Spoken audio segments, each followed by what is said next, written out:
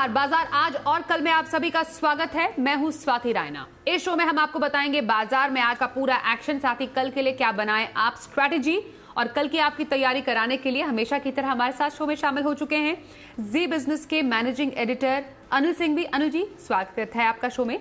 साथ ही हमारे साथ सेठी फिनमार्ट के एमडी विकास सेठी है। विकास जी, आपका भी बहुत स्वागत है। और पूरी रिसर्च टीम हमारे साथ है, उनका भी परिचय करा दे। देवांशी से जानेंगे कैसा रहा बाजार का हाल, और 31 मार्च से निफ्टी बैंक निफ्टी में क्या होंगे बदलाव। चेतन भूटानी बताएंगे आईटीडीसी से जुड़ी एक एक्सक्लूसिव खबर। दीपांशु हमें बताएंगे केएसी इंटरनेशनल में गिरावट क्यों, और कुशल से समझेंगे क्यों है फोकस में ऑटो एंसिलरी शेयर। सबसे पहले बाजार के आज के कारोबार पर एक नजर डाल लेते हैं। आज हमने देखा बाजार शानदार तेजी के साथ बंद हुए। सेंसेक्स 1128 अंक चढ़कर 50,136 पर बंद हुआ, तो वहीं निफ्टी 338 अंकों की तेजी के साथ 14,845 के स्तर पर बंद हुआ। वहीं बैंक निफ्टी में भी 550 अंक चढ़कर 33,875 के स्तर पर हमने देखा ये क्लोज हुआ है।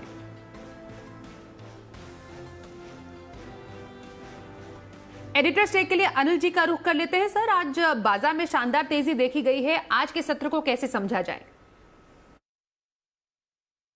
लंबे वीकेंड के बाद खुले भारतीय बाजारों ने दिखाया दम। शुक्रवार को अप्रैल सीरीज की पहले ही दिन भारतीय बाजारों में रिकवरी और खरीदारी लौटती हुई नजर आई और 14,500 के ऊपर बंद होने में कामयाब रहे।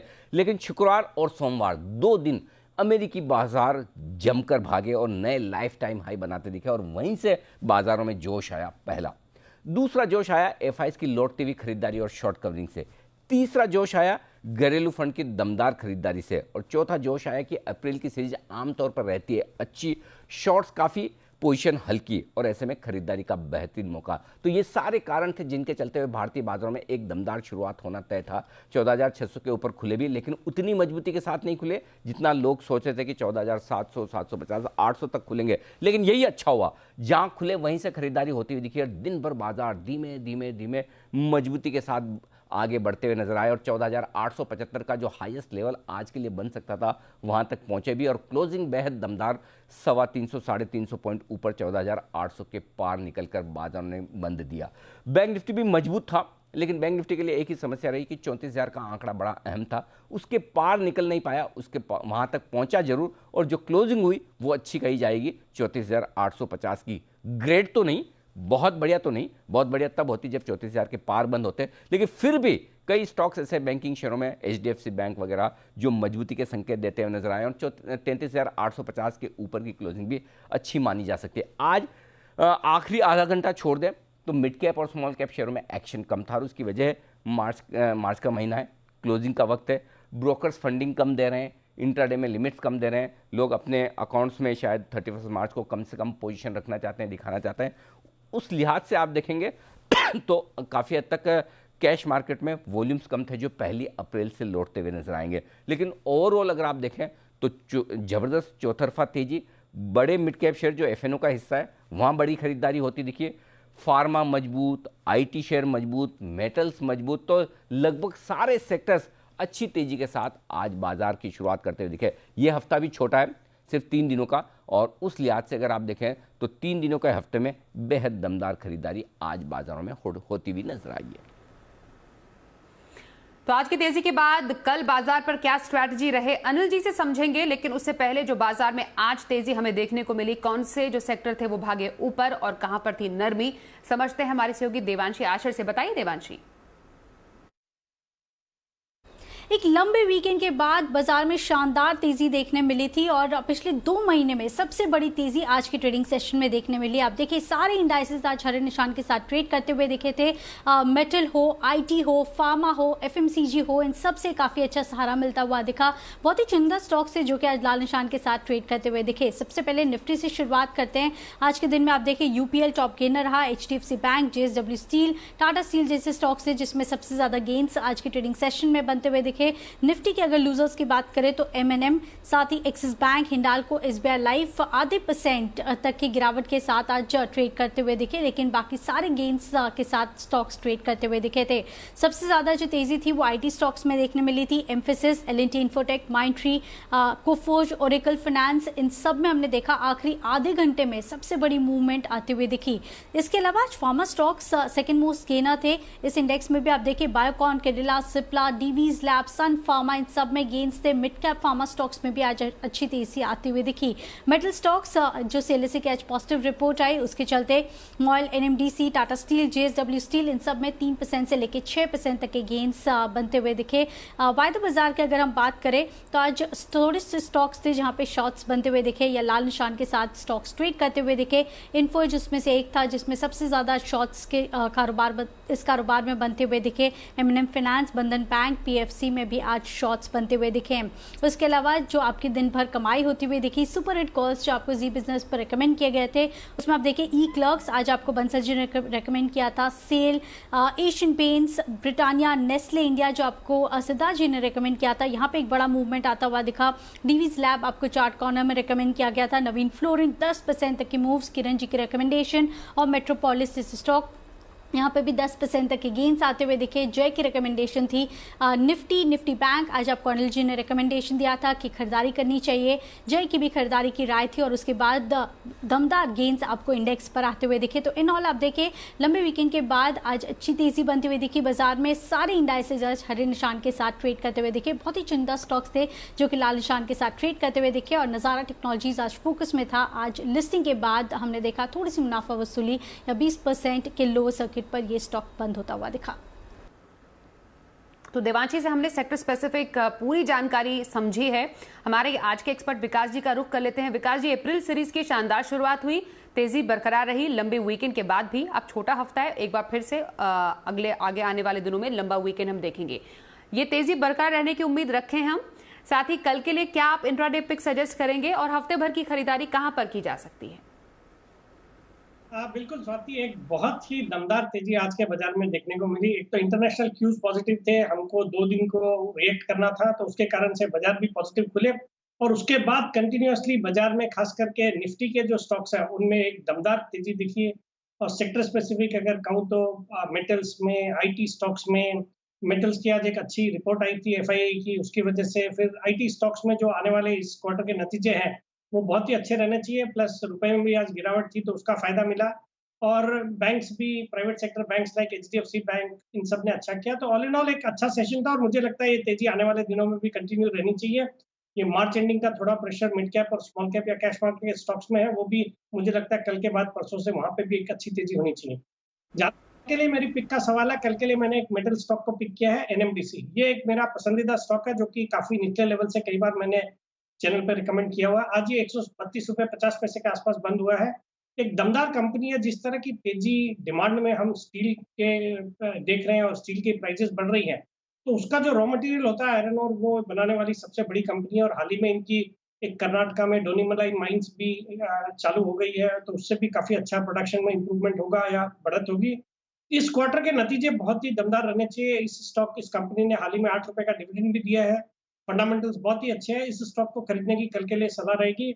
मेरा कल के लिए इसमें टारगेट रहेगा 137 रुपए का, स्टॉप लॉस रखना है 129 रुपए का। और जहां तक मेरी पोजिशनल पिक का सवाल है, एक वापस से PSU स्टॉक है BPCL। इस स्टॉक पे भी मैं बुलिश हूँ। पूरे अप्रैल सीरीज के लिए मैंने 1-2 बार पहले भी इसको अभी हाल ही में रिकमेंड किया है अप्रैल सीरीज के लिए। ये स्टॉक भी बिल्कुल एक तेजी के लिए तैयार है और मैं ये मान रहा हूँ कि जिस तरह से इनकी एक न्यूमलिगेट रिफाइनरी की जो स्टेक सेल के पैसे भी इनके पास कल आ गए हैं, फिर इन्होंने ट्रेजरी के अपने शेयर्स बेचे, फिर ऐसे भी माना जा रहा है कि पेट्रोनेट LNG में भी जो इनकी हिस्सेदारी है वो भी मोनेटाइज हो सकती है। तो ऑल इन ऑल ये सब रकम जुटा के एक हेफ्टी डिविडेंड एक्सपेक्ट कर रहा हूँ। और बाकी इसका प्राइवेटाइजेशन होना है और प्राइवेटाइजेशन बहुत ही सब्सटेंशियल प्रीमियम पे लगता है करंट प्राइस से। इस स्टॉक को पोजिशनल तौर पे खरीदने की सलाह है। 470 का टारगेट और 410 का स्टॉप लॉस। तो कल के लिए इंट्राडे पिक NMDC में खरीदारी की सलाह विकास जी की और पोजिशनल व्यू BPCL में रखने की सलाह विकास जी दे रहे हैं। बातचीत विकास जी से जारी रहेगी। इस बीच ITDC से जुड़ी एक बड़ी खबर आ रही है जिसके दम पर हमने देखा 9% का जोरदार उछाल स्टॉक में देखने को मिला। पूरी खबर अच्छे से समझते हैं कि क्या पूरा प्लान है। चेतन भूटानी से, चेतन बताइए। जी बिल्कुल, आईटीडीसी के लिए यहाँ पे बहुत बड़ी खबर यहाँ पे आते हुए मेरे सोर्सेज मुझे बता रहे हैं इस टाइम में कि 15 मार्च को कैबिनेट सेक्रेटरी की चेयरमैनशिप में एक बहुत बड़ी मीटिंग रखी गई थी, जो core group of secretary on disinvestment के नाम से जानी जाती है, जिसमें अशोका होटल जो बहुत प्रोमिनेंट होटल है, दिल्ली का बहुत पुराना होटल है, जो काफी 25 एकड़ लैंड पे बना हुआ, जो आईटीडीसी के अंडर में आता है, तो उसको डिसइन्वेस्टमेंट की तैयारी चल रही है। उसमें इनफैक्ट डिसीजन ले लिया है कोर ग्रुप ऑफ सेक्रेटरीज ने कि उसको 60 साल की लंबी लीज के लिए दे दिया जाएगा। अब उसके लिए कौन देगा, उसके लिए सेपरेटली बिड बुलाई जाएंगी, लेकिन जो हम सबसे पहले रिपोर्ट कर रहे हैं इस बिजनेस में वो ये है कि 60 साल की लीज ऑफिशियली भारत सरकार जरिए तैयारी में होगा। मेरे सोर्सेज बता रहे हैं कि कुछ ही समय में इसका फॉर्मल प्रपोजल यूनियन कैबिनेट में जाएगा और cabinet committee on economic affairs इसका प्रपोजल अप्रूव करके इसकी फाइनली बिड्स बुलाकर उसको देने की तैयारी में लग जाएगी। लेकिन मेरे सोर्सेज इस टाइम बता रहे हैं कि लगभग 5 से 7 हजार करोड़ रुपए इसकी डिसइन्वेस्टमेंट प्रोसीडिंग से भारत सरकार को मिलेगा, जो कि काफी फायदेमंद होगा, क्योंकि भारत सरकार के जो डिसइन्वेस्टमेंट टारगेट्स है वो मीट करने में इसलिए डेफिनेटली मदद करेगा और कंट्रीब्यूट भी करेगा। लेकिन जो बाजू में सम्राट होटल है उसको बिल्कुल भी विनिवेश की प्रक्रिया में इन्वॉल्व नहीं किया गया है, क्योंकि वो प्राइम मिनिस्टर घर के पास है और उसमें सिक्योरिटी रीजंस काफी माने जाते हैं, तो डेफिनेटली। लेकिन अशोक होटल जो काफी माना हुआ होटल है दिल्ली में, लुटियंस दिल्ली में माना जाता है, वो उसकी विनिवेश की प्रतिक्रिया अब तेज हो चुकी है। तो पूरी खबर हमने समझी चेतन से। आईटीडीसी में बड़ी खबर के चलते एक बड़ा उछाल देखने को मिला है। वहीं दूसरी खबर का रुख करें केईसी इंटरनेशनल से जुड़ी हुई, जहां पर एक तेज गिरावट देखने को मिल रही है। आखिरकार शेयर पर क्यों दबाव है, पूरी खबर अच्छे से समझते हैं। हमारे सहयोगी दीपांशु से बताइए। भरपूर तेजी वाले बाजार में भी हमने देखा कि केईसी इंटरनेशनल इस शेयर पर दबाव आते हुए दिखा। हालांकि एंड में थोड़ी रिकवरी भी रही, पर अगर आप पिछले 5 दिनों का ट्रेंड देखें तो लगभग 15% टूट चुका है ये शेयर। क्या है वजह जो शेयर पर लगातार दबाव हम देख रहे हैं? जो इनका एक अहम कारोबार है T&D, ट्रांसमिशन एंड डिस्ट्रीब्यूशन, देश की दूसरी सबसे बड़ी T&D कंपनी है ये, वहां पर सुस्ती के संकेत आते हुए दिख रहे हैं। कंपनी ने खुद कहा है कि इस समय T&D के ऑर्डर्स अच्छे नहीं हैं और राज्य सरकारों से भी कुछ नए ऑर्डर्स मिलने की इस समय संभावना कम दिख रही है, जिसकी वजह से दबाव बनते हुए दिख रहा है। 50% से ज्यादा के जो इनकी टोटल ऑर्डर बुक है वो T&D कारोबार से आती है। इसके अलावा अगर आप देखें तो इनकी एक विदेशी सब्सिडरी है SAE टावर्स, पिछले 10 साल से 11 साल से इनकी सब्सिडरी है और ज्यादा अच्छी परफॉर्मेंस नहीं रही है और इस साल FY21 वित्त वर्ष में लग रहा है कि कंपनी घाटे में ही रहेगी, तो वहां से थोड़ी चिंताएं आ रही हैं। साथ ही एक्सपोर्ट ऑर्डर्स पर अभी भी दबाव दिख रहा है। जो इनके एक्सपोर्ट्स हैं इस समय वो प्री कोविड लेवल से कंपेयर करें तो सिर्फ 75% के लेवल्स पर ही हैं, तो वहां पर थोड़ी दबाव है। और सबसे बड़ी परेशानी है जिस तरह से स्टील के दामों में लगातार बढ़त बनती हुई दिख रही है। कंपनी ने खुद कहा है कि Q4 के मार्जिन्स पर कुछ दबाव इस समय संभव है। साथ ही कुछ राज्यों में फिर से कोरोना प्रतिबंध बढ़ाए जा रहे हैं, तो वहां से भी एक चिंता है कि आगे जाकर एग्जीक्यूशन पर असर पड़ सकता है। तो अगर आप इन सभी फैक्टर्स को कंबाइन करें तो समझ में आता है कि पिछले 5 दिनों में क्यों 15% टूटा है केईसी इंटरनेशनल का शेयर। चलिए, तो हमने केईसी इंटरनेशनल पर दबाव की वजह समझी हमारे सहयोगी से। आगे बढ़ते हैं। दीपांशु की ये बातचीत के बाद अब जरा ऑटो एंसिलरी शेयर पर फोकस रखते हैं, क्योंकि ऑटो एंसिलरी शेयर आजकल काफी ज्यादा फोकस में है। कैपेक्स और क्षमता विस्तार पर भी फोकस है।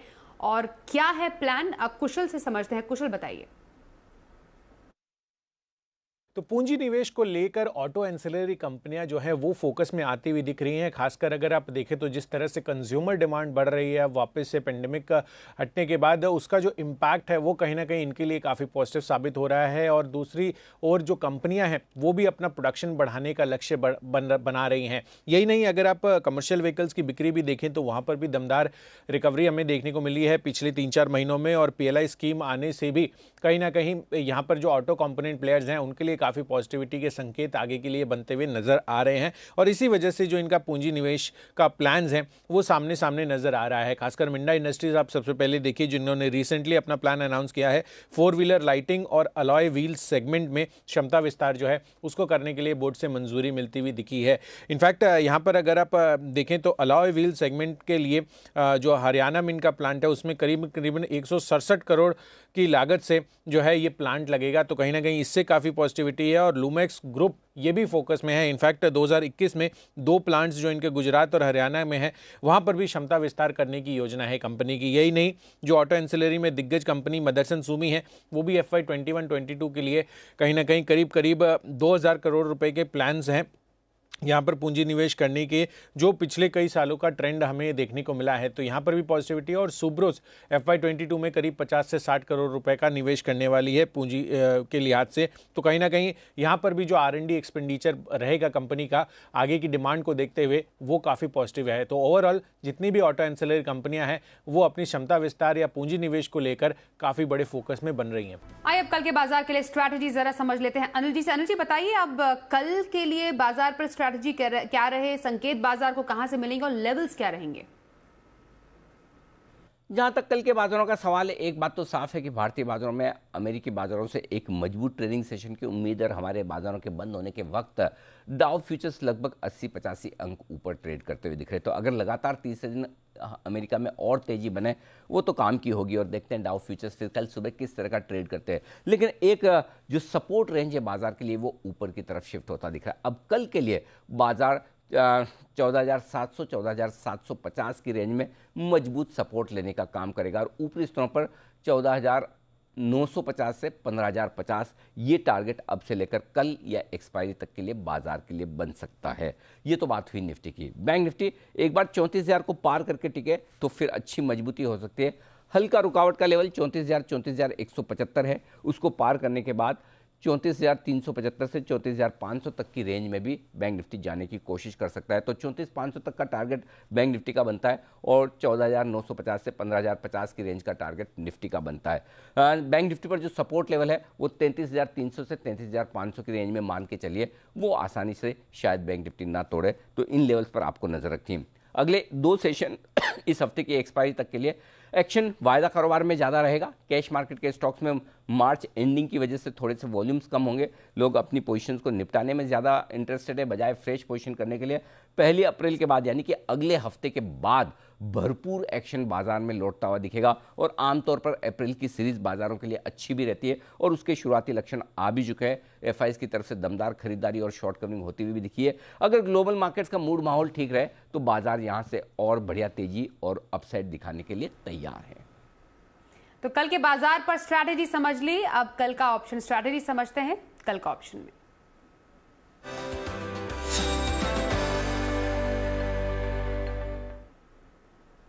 एक्सिस सिक्योरिटीज के राजेश पालविया से बात करते हैं। राजेश जी, बहुत स्वागत है आपका शो में। कल ऑप्शन की क्या स्ट्रैटेजी सजेस्ट करेंगे आज? Good evening Swati ji. देखिए, कल के लिए हम यहाँ से तेजी का ही ट्रेड सजेस्ट करेंगे। आज जिस तरीके से मार्केट में रिकवरी देखने को मिली और जिस तरीके से आज निफ्टी ने 14,800 के ऊपर क्लोज दिया, सो ये दर्शाता है कि मार्केट में जो मार्च सीरीज में जो एक सेल ऑफ था वो कहीं ना कहीं अब शॉर्ट कवरिंग में बदल चुका है और निफ्टी अब 50 डे मूविंग एवरेज के ऊपर भी ट्रेड कर रही है। तो ये सारे पॉजिटिव ट्रिगर हैं और अगर हम डेटा भी देखें तो कॉल राइटर्स ने अपनी काफी पोजीशन अनवाइंड भी करी है और अब यहाँ से नेक्स्ट जो मेजर कंसंट्रेशन है वो 15,000 पे है। तो हमें लगता है कि ये मूव तो एक्सटेंड होगा 15,000 15,050 की तरफ निफ्टी मूव होते हुए दिखेगा। तो 14,900 का कॉल ऑप्शन बाय करने की सलाह देंगे हम कल के सेशन में, जो कि आज क्लोज हुआ है 78 रुपीज के आसपास। इसमें 55 रुपीज का स्टॉप लॉस रखें और टारगेट हमें लगता है 120 से 135 तक आते हुए दिखना चाहिए। तो 14,900 का कॉल बाय करके तेजी करने की सलाह रहेगी। हमें लगता है निफ्टी यहाँ से 15,000 15,050 की तरफ मूव करते हुए दिखना चाहिए। आज के सेशन में फार्मा स्टॉक्स में और आईटी स्टॉक्स में काफी अच्छी एक्शन थी। हमें उसमें से फार्मा स्टॉक्स में से डिवीज लैब काफी अट्रैक्टिव लग रहा है, करीब 3.5% के आसपास आज लॉन्ग साइड का बिल्टअप देखने को मिला। तो हम सजेस्ट करेंगे कल के सेशन में डिवीज लैब भी बाय किया जा सकता है। आज फ्यूचर क्लोज हुए 3604 के आसपास। स्टॉप लॉस लगाए 3575 का। टारगेट हमें लगता है जो आना चाहिए करीब 3700 से 3730, ये 2 टारगेट हमें लगता है डिवीज लैब में आते हुए दिखेंगे। तो डिवीज लैब भी लॉन्ग किया जा सकता है कल के सेशन में। बहुत शुक्रिया राजेश जी कल के लिए ऑप्शन स्ट्रैटेजी बताने के लिए। और विकास जी, लंबी अवधि की खरीदारी करनी हो तो लॉन्ग टर्म पे कौन सी सजेस्ट करेंगे आप? बिल्कुल स्वाति, जो आज का मेरा लॉन्ग टर्म पिक है, एक पसंदीदा स्टॉक है। स्टॉक का नाम है आरपीएसजी वेंचर्स। इसका पहले नाम हुआ करता था सीईएससी वेंचर्स। ये आरपी संजीव गोयनका ग्रुप की कंपनी है। इस स्टॉक को मैंने 200 के लेवल्स पे भी रिकमेंड करा हुआ है। आज के लिए 340 के लेवल पे ऑलरेडी ट्रेड कर रहा है। इस स्टॉक में लंबी अवधि के लिए खरीदारी करने की सलाह है। बहुत ही दमदार कंपनी है, मतलब वैल्यूएशन के लिहाज से बहुत ही सस्ती है। ये कंपनी में जो सबसे बड़ा ट्रिगर है वो है इसकी, ये कंपनी अपनी group company first source solutions में 54% के करीब हिस्सेदारी ओन करती है, जिसकी मार्केट वैल्यू आती है करीबन 4150 करोड़।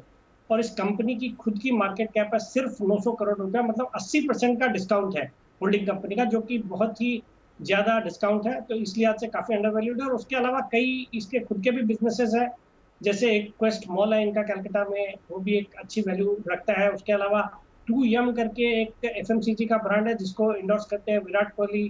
फिर कुछ 11-12 रेस्टोरेंट का एक चेन भी ओन करती है कंपनी। तो ऑल इन ऑल बहुत सस्ते वैल्यूएशन पे स्टॉक ट्रेड करता है। अभी 340 के लेवल्स पे ट्रेड कर रहा है। मुझे लगता है 9 से 12 महीने में 475 तक का इसमें बिल्कुल लेवल्स देखे जा सकते हैं। तो यहाँ पे खरीदारी करने की सलाह रही। तो लंबी अवधि की खरीदारी, साल भर का नजरिया आरपीएसजी वेंचर्स में रखने की सलाह विकास सेठी की। विकास जी, बहुत शुक्रिया, आज आप शो में शामिल हुए और हमारे तमाम सहयोगियों का भी शुक्रिया हम तक एक्सक्लूसिव खबर और रिसर्च पहुंचाने के लिए। इसी के साथ आज के इस शो में बस इतना ही। बाजार का लाइव एक्शन देखना है सुबह 7 बजे से देखिए जी बिजनेस।